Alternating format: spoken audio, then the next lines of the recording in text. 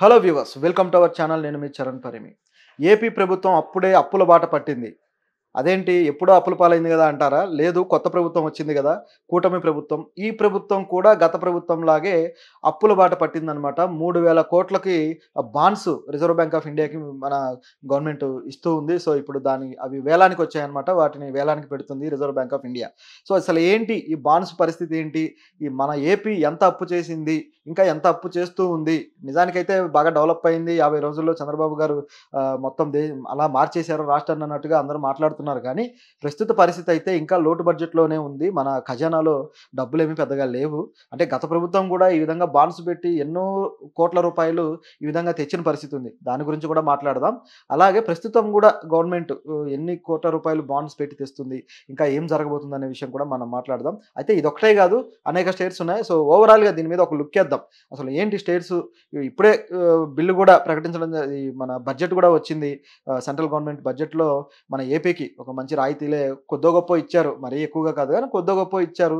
So, ఇవన్నీ కొద్ది కొద్దిగా నిధులు వచ్చి ఈ డెవలప్‌మెంట్ పట్టాలెక్కి కొద్ది కొద్దిగా డెవలప్ అయ్యేసరికి కనీసం 4, 5 ఏళ్ళు పడుతుందనమాట. ఈ నిధులన్నీ కూడా వీళ్ళు ప్రకటించినయి ఇమ్మీడియేట్‌గా వచ్చే నెలలోనో లేకపోతే వచ్చే 6 నెలల్లో గూడా వచ్చే పరిస్థితి లేదు. ఈ నిధులన్నీ గూడా సంవత్సరం తర్వాతే అనేది మనకు తెలుస్తున్న వార్త. దీంతో పాటు ఏవైతే 15,000 కోట్లు ఏపీ అమరావతి రాజధాని కోసం ప్రకటించారో ఇవి అంతా వీళ్ళు ఇవి గ్రాంటా? లేకపోతే ఈ అప్పా? ఏంటి పరిస్థితి అనే డిస్కషన్ జరుగుతూ ఉంది గదా! అది అప్పే అని దాదాపు తేలిపోయింది. సో, ఈ అప్పు గూడా ప్రపంచ బ్యాంక్ నుంచి ఇప్పిస్తామనేది నిర్మలా సీతారామన్ గారు చూచాయిగా చెప్పేశారు. అంటే దాదాపు డైరెక్ట్‌గానే చెప్పినట్టు. కాకపోతే ఆవిడ కర్ర విరక్కుండా ఈ విధంగా చెప్తారు గదా! సో, ఆ విధంగా చెప్పేసినట్టే. సో, ఇప్పుడు ఈ అప్పు అనేది ఆల్రెడీ మన నెత్తి మీద పడబోతుంది.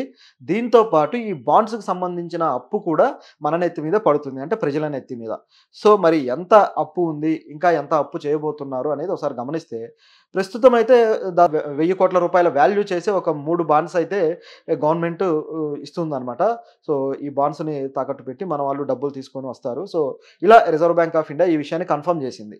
దీంతో పాటు గతంలో ఇప్పుడు గతంలో చూసుకుంటే 4 సార్లు ఇదే విధంగా పెట్టారు. అంటే ఇదే ప్రభుత్వం. ఒకటొచ్చేసి ఫస్ట్ టైమ్ పెట్టినప్పుడు దాదాపు 2,000 కోట్ల రూపాయలకు తగ్గట్టుగా పెట్టారు బాండ్స్. ఆ తర్వాత వచ్చేసి 3,000 కోట్ల రూపాయలకు పెట్టారు. ఆ తర్వాత వచ్చేసి మళ్ళీ 2,000 కోట్ల రూపాయలకు పెట్టారు. తర్వాత అదే యాక్చువల్‌గా రెండోసారి అయితే 5,000 కోట్ల రూపాయలకు పెట్టారు. తర్వాత మళ్ళీ 3, 2 ఇట్లా ఈ విధంగా ఓవరాల్‌గా చూస్తే 12,000 కోట్ల రూపాయలకి ఈ బాండ్స్ పెట్టడం జరిగింది. ఇది పరిస్థితి. అంటే 12,000 కోట్ల రూపాయలు ప్రస్తుతానికి ఆల్రెడీ అప్పు ఉంది మనకి. అయితే మరి గత ప్రభుత్వం పరిస్థితి ఏంటి? అంటే ఈ ప్రభుత్వమే అప్పు చేస్తుందా అంటే గత ప్రభుత్వం పరిస్థితి కూడా అదే. ఈరోజే చూస్తే సాక్షి పేపర్‌లో ఈరోజొచ్చింది. ఏంటంటే గతంలో చంద్రబాబు గారు ఆయన పరిపాలన అమరావతి ఇదంతా చేసి పరిపాలన చేసి దిగిపోయే టయానికి వైఎస్ఆర్‌సీపీ గవర్నమెంట్ వచ్చే టయానికి మన ఏపీ ఖజానాలో ఉంది కేవలం 100 కోట్ల రూపాయలు మాత్రమే అనే విషయాన్ని సాక్షి పేపర్ వివరాలతోటి రాసింది. సో, అయితే ఇప్పుడు మాత్రం ఏం గొప్పగా ఏం లేదు. ఇప్పుడు కూడా అదే పరిస్థితి. లేకపోతే వచ్చిన 50 రోజుల్లోనే ఇన్ని వేల కోట్లు అప్పు చేయాల్సిన పరిస్థితి ఉండదు గదా! సో, వాళ్ళు పెట్టారు, వీళ్ళు పెట్టారు. ఇంకా చెప్పాలంటే వైఎస్ఆర్‌సీపీ గవర్నమెంట్ వేల కోట్ల రూపాయల అప్పులు పెట్టేసిందనమాట. అది ఆల్రెడీ భారం ప్రజల మీద ఉంది.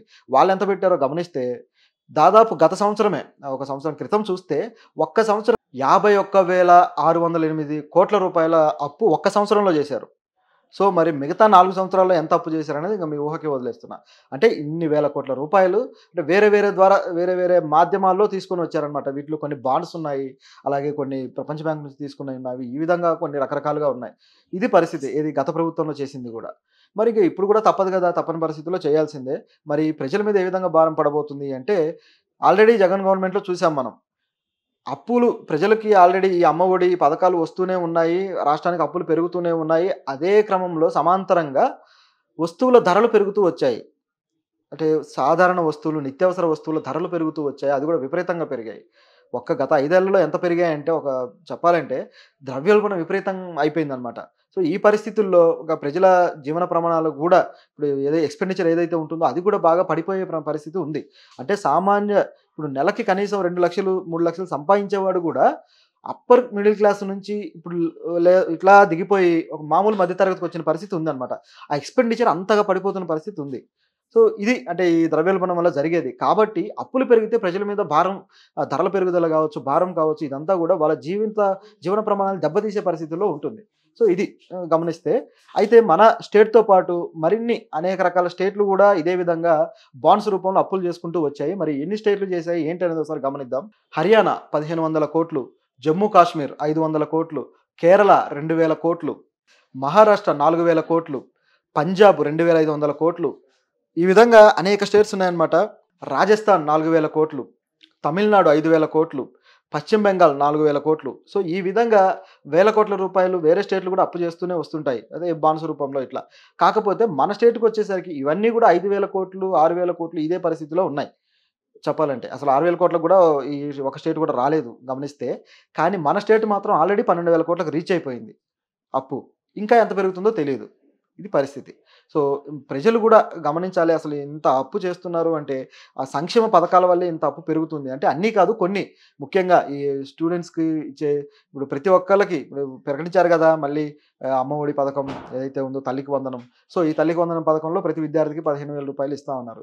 విద్యార్థి చేతికే డబ్బులు ఇవ్వటం వల్ల అవి ఖర్చయిపోయి చివరికి విద్యా సంస్థలకి ఆ డబ్బులు చేరక వాటికి స్కాలర్‌షిప్ వాటికి ఏవైతే ఫీజులుంటాయో ఆ ఫీజులు గావచ్చు, ట్యూషన్ ఫీ గావచ్చు ఇవన్నీ చేరక చివరికి మళ్ళీ వాళ్ళ విద్య కుంటుపడే పరిస్థితి కూడా ఏర్పడుతూ ఉంది. ఈ సిస్టమ్ చేంజ్ చేసుకోవాల్సిన అవసరం ఉంటే, దీన్ని చేంజ్ చేయకుండా పైగా మీరు ఎందుకు ఇవ్వట్లేదు అని చెప్పేసి మళ్ళీ డిమాండ్ చేసి మరీ డబ్బులు తీసుకొని, చివరికి మనమే భారం పెంచుకుంటున్నాం అనేది వాస్తవం.